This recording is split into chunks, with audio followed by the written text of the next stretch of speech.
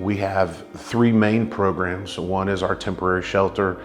We've got a women and family shelter as well as a men's shelter. And then we have a transitional housing program. We have 8 transitional houses that are for families. The needs range not just from physical, but also as in our mission statement, there are emotional needs and there are spiritual needs. With each of our programs, the ultimate goal is housing stability. And so having someone to hold their hand through that process becomes really necessary to be able to overcome that boundary. We were living check to check where we came from previously, and we just really was having a hard time. So since coming, we have learned how to save and put back money in case of a financial crisis were to happen. I really wish people understood that homelessness can happen to anyone at any point in time. It doesn't matter who you are, where you come from, no matter how much you plan, it can happen in an instant. And I definitely think that I wish that people understood that you should never judge anyone for being homeless because you don't know their story or their situation. 2016, I was laid off my job very unexpectedly, and as a single mom, didn't have a lot of savings. So we were staying with a family from my church when I saw a Facebook post about the Good Neighbor Transitional Housing System. And I had a friend at the time that was actually one of the participants in the program, and through asking her and calling the shelter, I was able to find out the process to apply and get on the waiting list, and then we were accepted into the program and moved in 2018.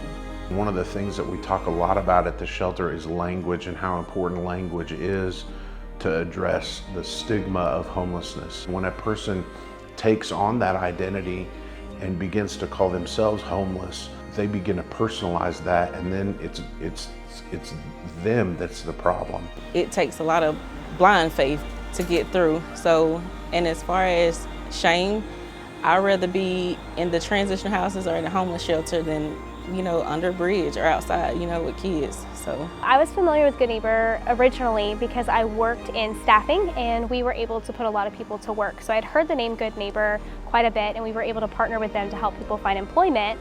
But it was actually a family member who told me about the transitional housing program and got me interested in it. The support that I've received through the shelter and through the staff here has been amazing, and it's been a journey that started, like I said, back in 2018 and has just continued since then. And I knew when we were a part of the program that at any time that I could, that I wanted to turn around and be able to give back to Good Neighbor and support Good Neighbor any way that I could. So I was very excited to be able to join the board and be board chair this year. It was very important to me and to my son that we give back to programs that have poured into us and helped us and supported us.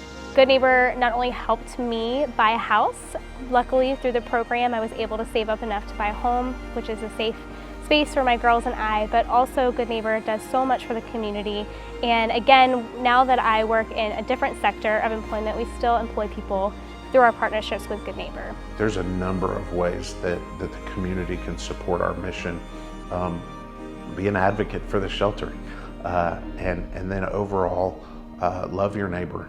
As you get involved with those around you that you see need help, directing them to resources and walking along with them to help them through processes. All those are ways that you help Good Neighbor. Thank you for being a good neighbor. Thank you for being a good neighbor. thank you for being a good neighbor. Thank you for being a good neighbor. Thank you for being a good neighbor. Thank you for being a good neighbor. From the bottom of my heart, thank you for being a good neighbor.